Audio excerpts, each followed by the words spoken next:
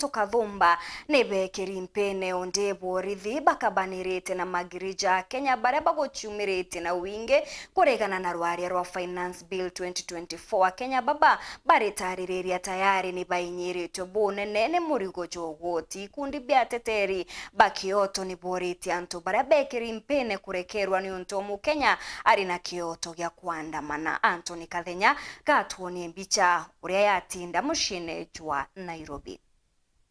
Kagita kale Rais William Ruto wakuthithagia mucemanio garoni ya rais na bunge bangwatanira ya Kenya Kwanza bandenge imoana bila lekele katika mji wa Nairobi kiri maandamano na ritwa ra Gisonko Occupy Parliament.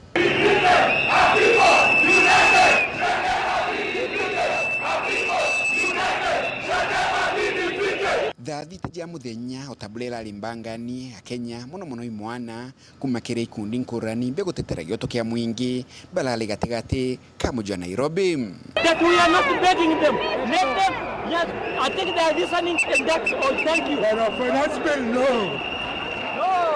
Thank you. Finance bill, no. And we are still repeating that. We are not begging for finance bill. Thank you. Government, next tunaenda kwa hizo michango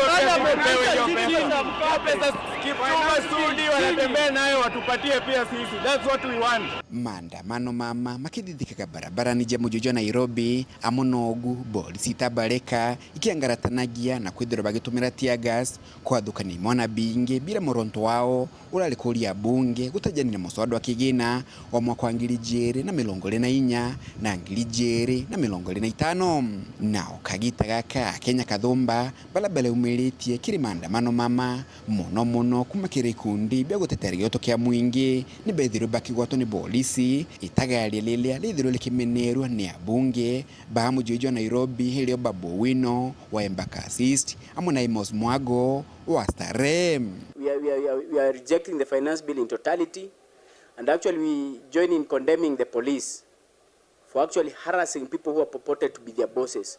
The voters are the one who are being taxed so that this police can be paid. Even the president himself, the deputy president, and the government run, they rely on the taxes from the people who are demonstrating today. And it's very impunitive to actually punish the people who are your bosses.